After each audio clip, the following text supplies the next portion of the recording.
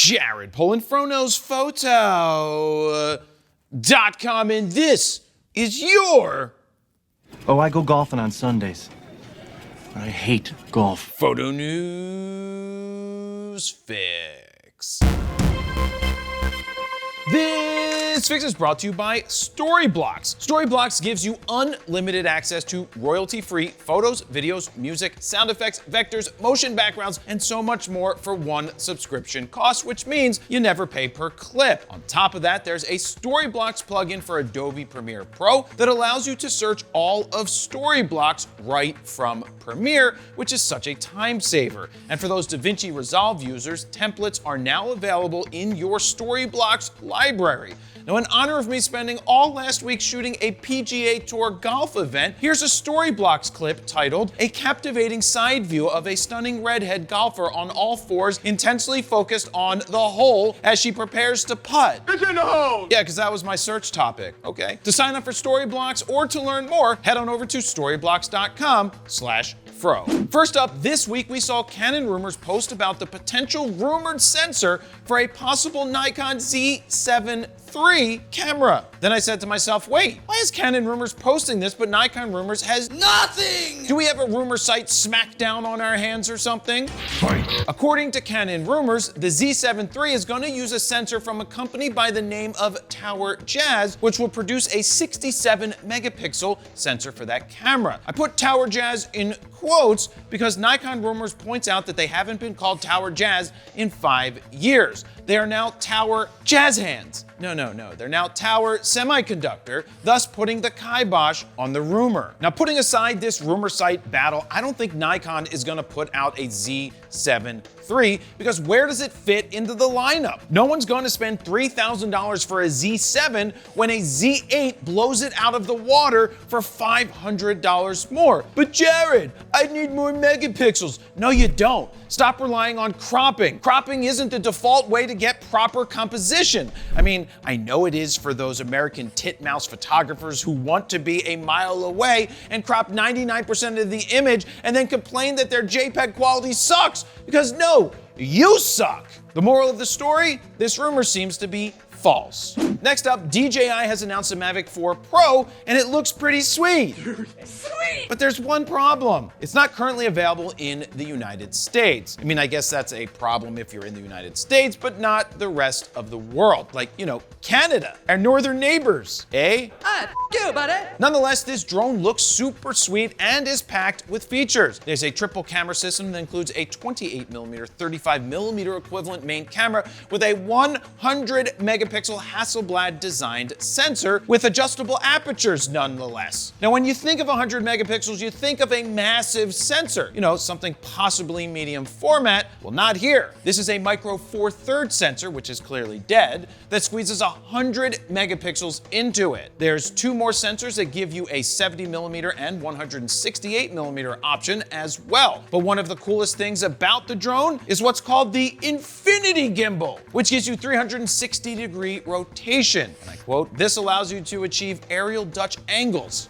Yeah, you know what I think about Dutch angles? They're stupid, and I've never seen one that works. In fact, when I see a Dutch angle, I feel like I wanna... Not only does it rotate 360 degrees, it can also tilt up 70 degrees, giving you more creative freedom. To go along with the new drone, DJI announced the DJI RC Pro 2 remote that has a 7-inch LCD screen, collapsible design, and even 128 gigs of built-in storage to record video and audio with the DJI mic. In terms of storage, there's a 64 gigabyte internal option, and the Creator Combo is loaded with 512 gigs of storage. I personally haven't owned a drone in years, but if I was out in the field as a one-man band in need of solid aerial video, this would be the one I'd invest in. Like I said earlier, it is not available in the United States, but B&H has it listed on their site as coming soon or pre-order for $26.99 for the base setup, or $35.49 for the Free Fly More combo, and $4,649 for the Creative combo. Maybe they know something that we don't know about it becoming available in the United States. Now, is this drone something you still think is needed? Question mark? Who typed a question mark? Let me know down below. Real quick before the last story, if you're free this Saturday, the 17th of May, from 10 to 4 p.m., you should stop by Allen's Camera in Levittown, PA, for their event that's not called Allen's-a-Palooza, but it should be, instead of Customer Appreciation Event. Duh.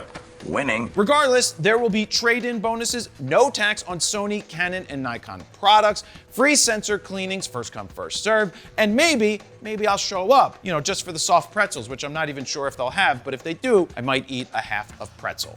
And finally, Panasonic has dropped 2 new mirrorless L-mount cameras, the S12 and S12E. And there you have it. That's the end? I kid.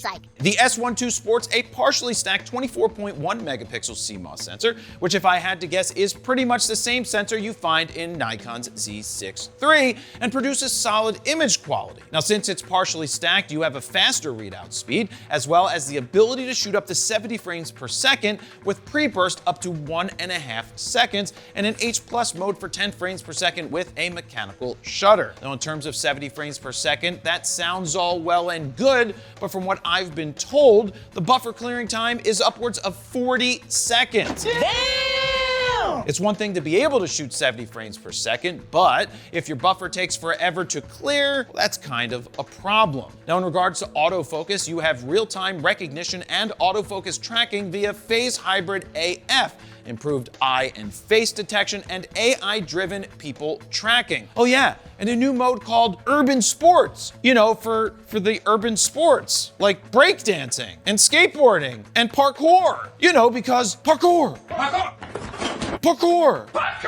But I do wonder if it works in Philly on flash mobs of kids riding their bikes on one wheel directly into oncoming traffic. Probably not. But where this camera truly shines is its video. Panasonic seems to always do a great job of packing a ton of features inside of their hybrid cameras, especially when it comes to video. It has open gate shooting up to 5.1K 60p. Now quickly on to the S12. In order to keep the price down, it uses the same 24.2 megapixel sensor as the Lumix S5 II, meaning it's not partially stacked. It can top out at 30 frames per second, but does support 6K up to 30p with open gate recording. The S12E is priced at $24.99 and the S12 at $31.99, which makes both of them overpriced when compared to Nikon's Z6 III, which offers a similar, if not the same, partially stacked sensor. Those price points are a tough pill to swallow when you realize the Z6 III, yeah, it's on sale for $2,100, which is less than both of these cameras and is pretty packed with features. And there you have it. That's your photo news fix this time around. Thank you very much for watching. Jared Polin, FroKnowsPhoto.com. See ya.